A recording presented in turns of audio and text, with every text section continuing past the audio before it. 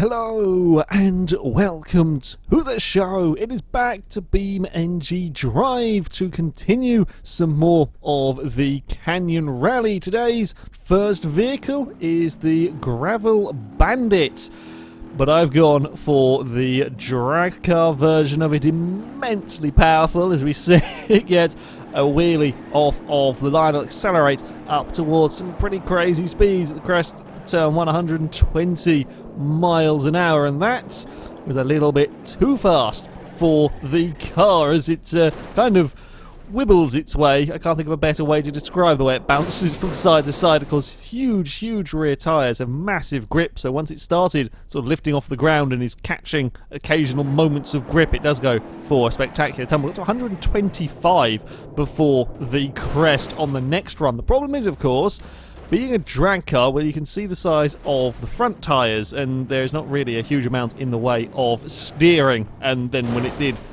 somehow amazingly land and was still working, we then didn't have any steering at all because I managed to snap something. But yeah, the steering is the difficult part in this car, as you can imagine, trying to figure out what speed I could get away with, and that was a little bit too much understeer. I just ran that smidge too wide, clipped the banking on the left-hand side. That launched the car into the air, went for a roll and a tumble, and we fall down the side of the course. Now, the jumps weren't too bad on the most part, surprisingly, for this vehicle. Getting stopped after them, a little bit more of a problem. That's a big smack on the concrete barriers.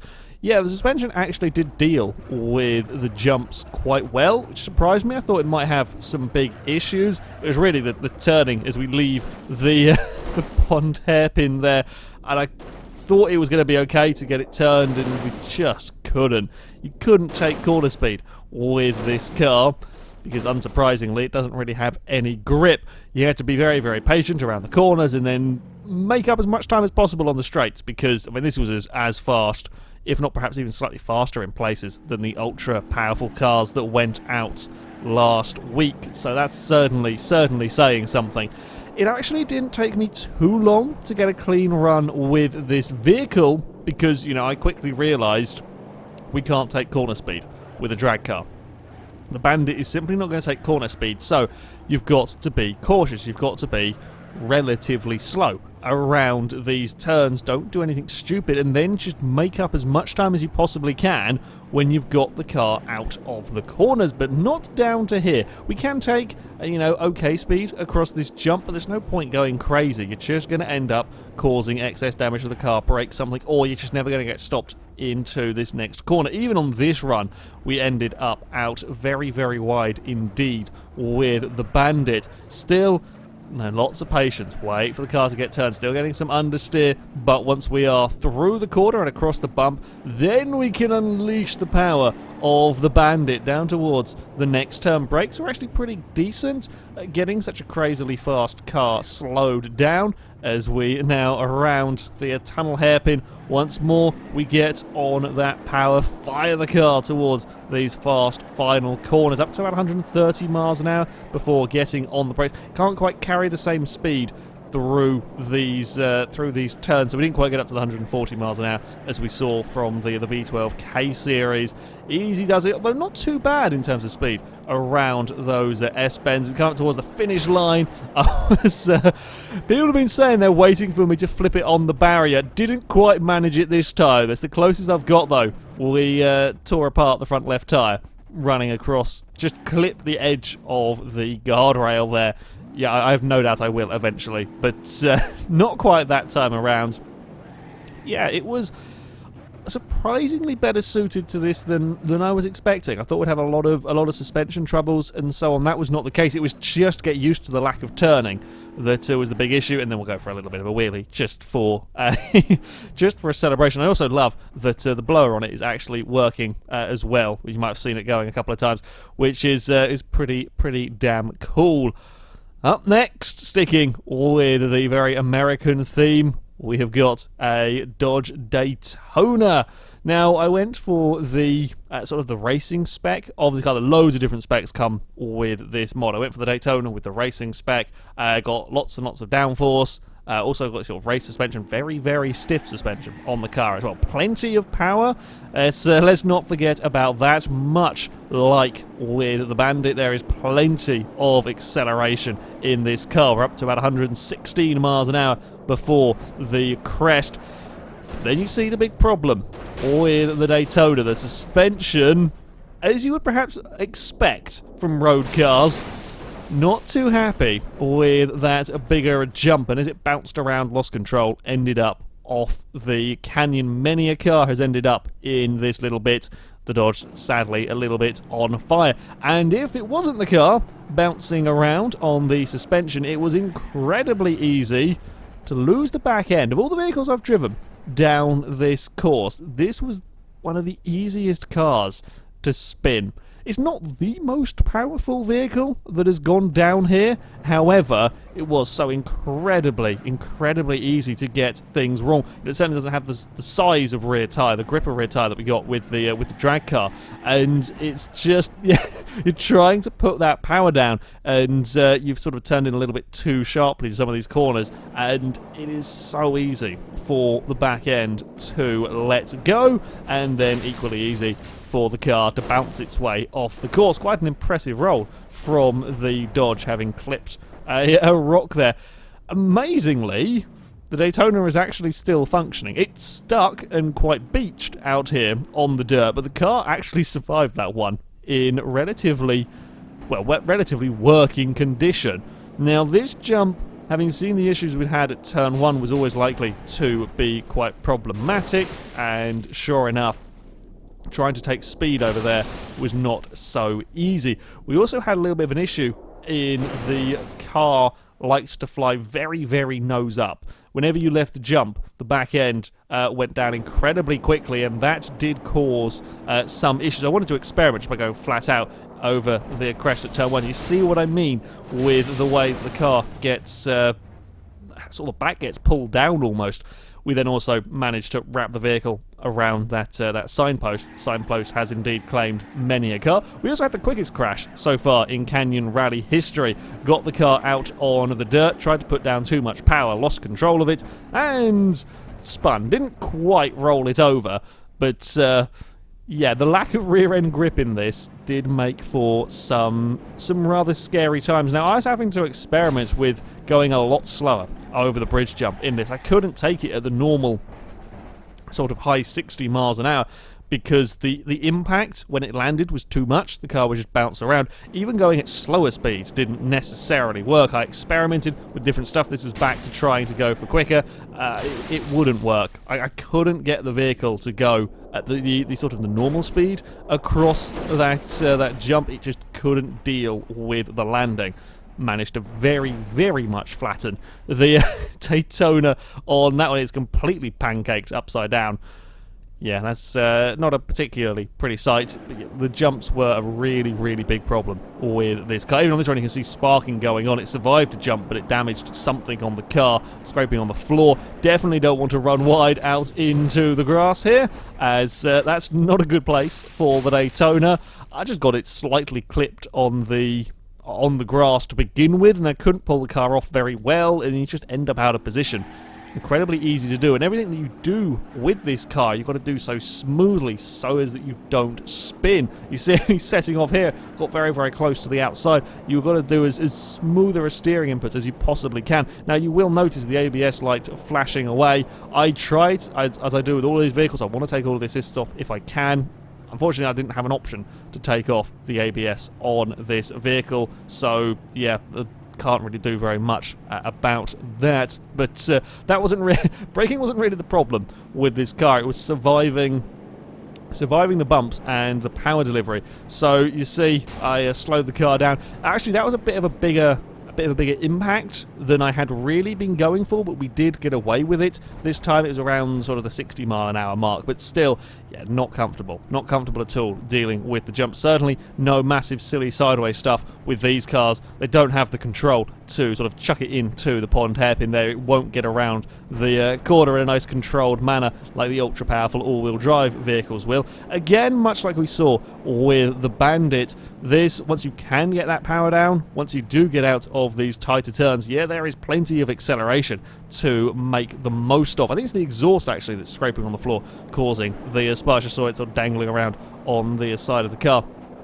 Again, make the most of the acceleration where you can, although carefully does it across the vicious bumps, and it is certainly bounced a little bit coming into this final section. Get the car straightened up when you can to do the run towards the finish. Try and put down some of the plentiful power. Lose the back end because there's no rear end, or not enough rear end grip in the car, and spin your way across the finish line.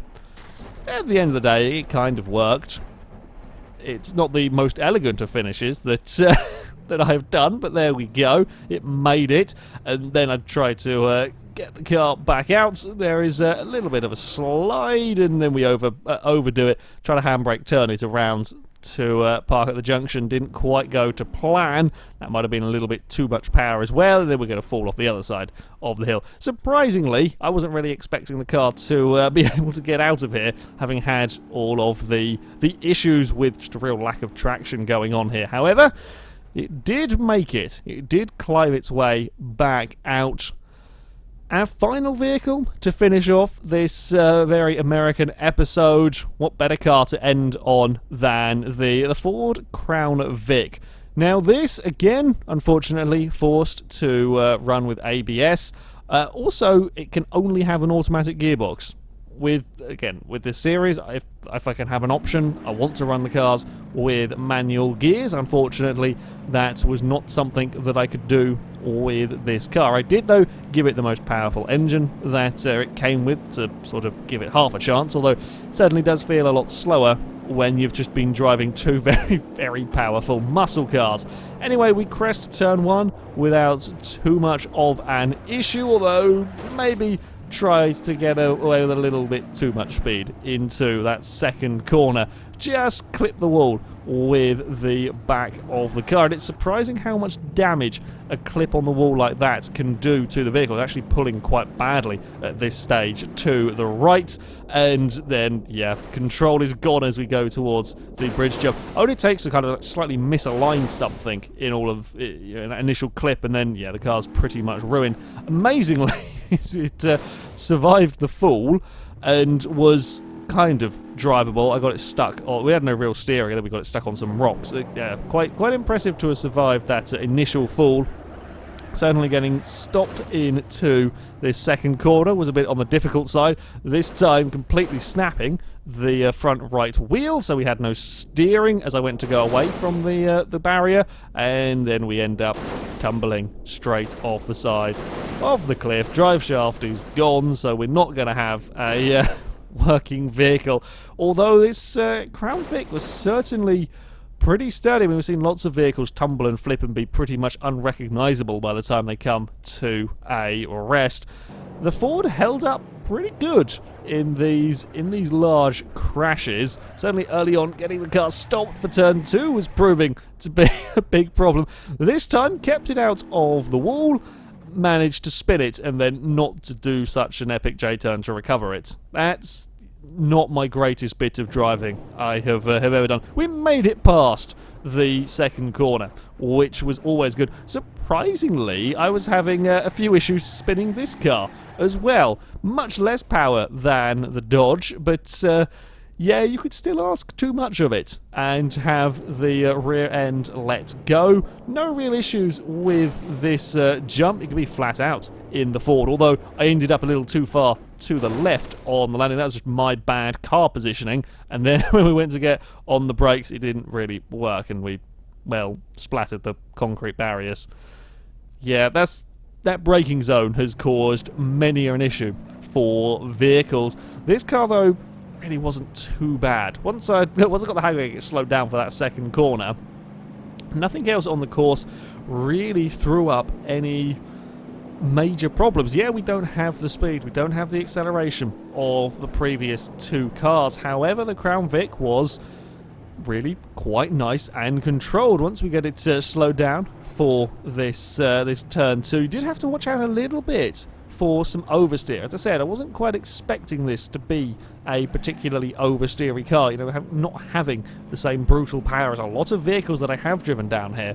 But yeah, you could still spin the vehicle. It is flat out. I mean, that's sort of 70 plus miles an hour we're taking across the jump, and to be surviving all of that is pretty good going. Yeah, we lose the rear bumper. I think in pretty much all of the runs that I did, lost the rear bumper over that jump, but no mechanical damage was done to the cars. I never broke the steering or broke a wheel or anything like that, or, you know, put the steering out of alignment or something. We might have lost the rear bumper, sometimes lost the front bumper. However, the car mechanically was fine, and that's a big impact at those speeds, especially for a car that doesn't have, you know, beefy off-road suspension. The van still was fine going flat out over that jump, but this doesn't have big beefy off-road suspension. As we now head down towards the fastest corners on the track, we've been seeing 140 miles an hour out of some vehicles. The Crown Vic does just about crack the 105 miles an hour. Not too shabby a straight line speed, mind, as we now throw it into these long S-bends.